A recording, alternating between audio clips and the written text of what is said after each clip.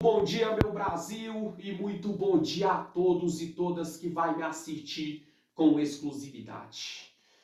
Vou responder a pergunta de não só uma, de várias mulheres. Quando me separo do meu ex-marido ou meu ex-companheiro, eu tenho direito a algum tipo de pensão? Sim, gente. É o que eu vou falar nessa aula de hoje. Lá no final da aula eu vou dar dois anúncios, você acompanha e por aí vai. Lembrando bem que isso que eu vou falar hoje sobre esse tipo de pensão que a mulher tem do seu ex-companheiro ou do seu ex-marido dentro da lei, e lógico, atendendo a alguns requisitos que a lei ordena, o que acontece? Tá no Código Civil. Eu tava até dando toda a aula que eu dou, lógico que eu sei de cor, tenho o meu curso de leis, mas eu também procuro sempre dar uma estudada antes. Está na prática, entendeu? No processo civil, gente, que ali vai falar sobre a Lei 12.322 do ano de 2010, vai falar também sobre a Lei 13.000, né, 322 de 2010, vai falar também da emenda constitucional número 66 de 2010, que fala o divórcio, você vai entender o porquê que pensão tem nesse divórcio. Enfim, fora que no sumário, gente, que fala dos prefácios, né? Fala também da ação de alimentos gravidicos e por aí vai, gente. Então vamos lá, gente. Vamos lá, no Código Civil, no caso, na prática do processo civil, o que acontece? Tem uma lei que estabelece a obrigação de pagar pensão, ou seja, o ex-marido ou ex-companheiro, vale para os dois lados, mas geralmente pesa mais para o lado do homem nesse caso. Quando o ex-marido ou o ex-companheiro ele tem a obrigação de pagar pensão ali para a sua ex-companheira, também chamado de obrigação alimentar ou alimento, entendeu? Quando é comprovado a dependência econômica de uma parte em relação à outra, atestando fundamentada na solidariedade familiar e na mútua assistência. Então vamos lá por parte. Primeiro eu vou falar, antes eu vou explicar aqui, depois eu vou falar quais os requisitos que essas mulheres têm por lei no Código Civil para poder ter esse benefício dessa pensão do seu ex-marido ou do seu ex-companheiro. E também, gente, se tá casada ainda. Lembrando bem, já anota isso você mulher. Isso vale tanto para casamento na lei civil, como também para união estável, quando houve a dissolução ou quando não houve a dissolução, ou seja, quando o pacto da união estável não foi rompida e nem quebrada. Vamos lá, porque o que acontece? A lei do Código de Processo Civil, do Código Civil no caso, ele obriga a pagar porque o homem pagar uma pensão para sua ex-mulher, ou ex-esposa, ou ex-companheira, independente se é casado ou união estável, por causa de alguns requisitos. O primeiro, gente, quando a mulher tem algum tipo de comorbidade. Vamos dar um exemplo. A mulher ficou casada com o homem ali há tempo. Ficou casado há 1, 2, 3, 4, 5 anos. Vamos dar um exemplo. Aí a mulher teve algum tipo de comorbidade. Ou já casou com a comorbidade, o homem consciente, ou no decorrer do tempo pegou algum tipo de comorbidade que a impossibilitava de trabalhar. Então o que acontece? A mulher, quando ela divorciar do homem, ou o homem divorciar da mulher no papel na lei civil, ou fazer ali o rompimento da dissolução da união estável, ou então se separou por corpos, mas mesmo casado civilmente ou com a união estável, a mulher ela pode fazer esse pedido. Por quê? Porque o tempo que a mulher estava com o homem, ela dependia economicamente, entendeu? Da outra parte, ou seja, dependia do homem muitas vezes para vestir, para comer, para calçar.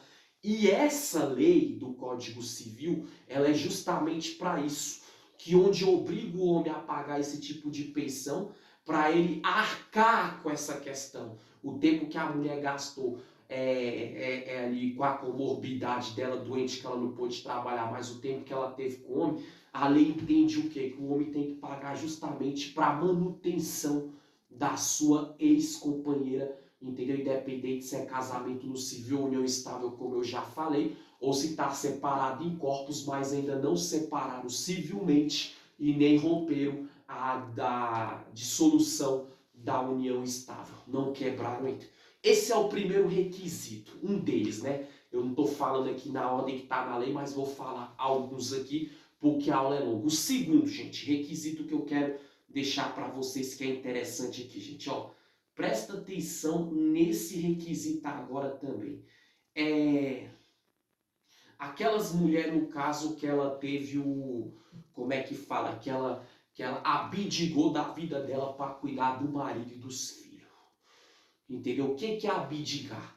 Porque, infelizmente, gente, hoje em dia, todos nós sabemos que tem muitas mulheres que vão para o mercado de trabalho, que é qualificada, que ela estuda, que ela se forma, que ela não depende de homem para absolutamente nada.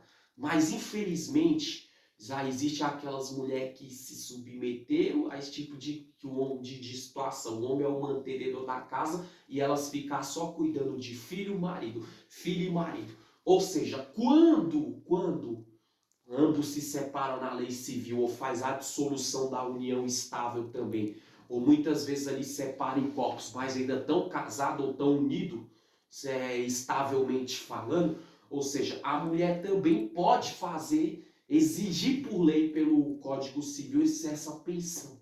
Porque aí o homem, claro, depois que a mulher provar, que tiver audiência, tiver um trânsito julgado, entendeu? Atender todos os requisitos judicial, é lógico que a mulher também vai ter direito, porque a justiça, essa lei do Código Civil, e a justiça vai entender o quê? Que ela largou tudo, largou sonho, largou família, largou tudo ali para se abdicar, ou seja, para fazer tudo pelo marido, pelos filhos e pelo que construiu ali, no caso, com seu ex-companheiro. E eu dei dois exemplos aqui, mas em qual sentido que a mulher ela pode fazer esse tipo desse pedido dessa pensão? Como é que a mulher faz? Gente, quando for divorciar, vá anotando isso. Na hora que for dar entrada no divórcio, já faz esse pedido. Essa é uma hipótese. Segundo, depois já de ter divorciado, mas não muito tempo depois de ter divorciado, faz esse pedido também. Entendeu? E como é que a pessoa faz esse pedido? Ela deve ir no órgão jurídico, ou seja, se não tiver condição de instituir um advogado particular, procure uma defensoria pública, vai ter todo um defensor, uma defensora pública para abrir a ação, orientar, aconselhar, dar todo o suporte, todo o respaldo ali para essa mulher dar entrada nesse direito que ela tem dessa pensão, né, que o seu ex-marido, ou atual marido, ou o ex-companheiro, entendeu? Ou atual companheiro, porque às vezes se separou de corpo, mas ainda há uma união estável no papel pela lei, ou há um casamento civil, esses tópicos aqui também. E a pessoa pergunta assim, quanto tempo dura essa pensão? Gente, a justiça, no caso da prática, no Código Civil, né, do processo civil, eles entendem o quê? Eles entendem dessa forma. Um exemplo aquelas mulheres que ainda são novas. Vamos dar um exemplo, ela divorciou. Geralmente ali o período é mais ou menos o quê? Pós-separada. Depois que já se separou do marido, aí já entra pós-separação. Ou pós a dissolução da união estável, ou seja, depois que rompeu a união estável com o seu companheiro, de 2 a 5 anos, se o juiz ou a juíza do caso determinar a justiça por lei. Por quê? Porque entende que a mulher é nova, aquilo ali só é uma ajuda, um suporte que seu ex-companheiro ou ex-marido vai dar temporariamente. Não é para sempre. Agora, se a mulher tiver uma comorbidade grave, que vai impedir ela de trabalhar a vida toda, se a mulher já tiver uma idade assim, ficou 10, 15, 20, 30 anos, a mulher tem, vamos dar um exemplo aí, mais ou menos de 40, 45 anos, 50, 60 anos para lá e tudo, e ela sempre se abdicou ao marido e à família, ela sempre ali teve doença que impossibilitou ela de trabalhar. Aí esse prazo ele não é determinado de 2 a 5 anos como uma mulher nova. Aí já pode durar até para a vida toda. E se o marido morrer, a pensão do marido ser convertida para a pensão de morte do ex-marido ou ex-companheiro, porque uma vez entende ali que a idade da mulher, que entende que o tempo que a mulher viveu com o homem, a comorbidade dela, impossibilita ela de ter dependência própria e ir para o mercado de trabalho e se manter por si só. Por que a lei entende isso agora que eu vou concluir, gente? Porque às vezes, o que acontece?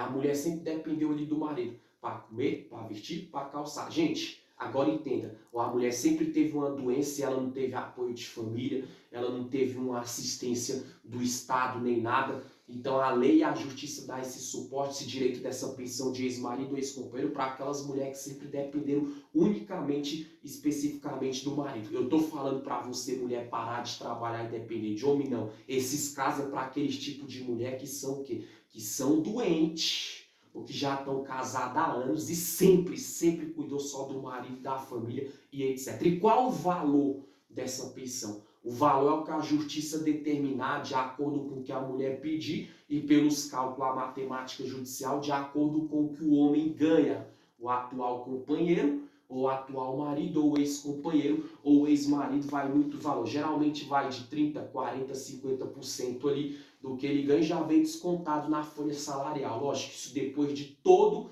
o trânsito julgado, depois de todo o passo a passo jurídico. Gente, pause essa aula, anote os detalhes, tente entender da melhor forma possível. Eu não estou com meu cartão jurídico, mas eu estou aqui, lógico, que eu dando minhas aulas, minhas palestras, mexendo com meus processos, minhas causas jurídicas por fora dos meus clientes. É claro que eu recebo por isso sim, sou remunerado por isso sim. Mas por 100% nas leis, se você quiser contribuir, entendeu? Tá aí, ó, a chave do meu Pix é essa aí, obreirohandley@gmail.com. É e-mail, viu? obreirohandley@gmail.com, como você tá vendo no seu televisor. E a pessoa para que você vai enviar, o nome é Handley Vieira, da Costa Gomes. Meu Brasil, pause a aula, volte. Fica essa aula aí para você, mulher, e para você, homem também, entender quais são suas consequências, né? Se arrumar uma mulher e casar ou arrumar uma união estável. Valeu, meu Brasil. Boa quarta-feira para todos. Tchau, tchau.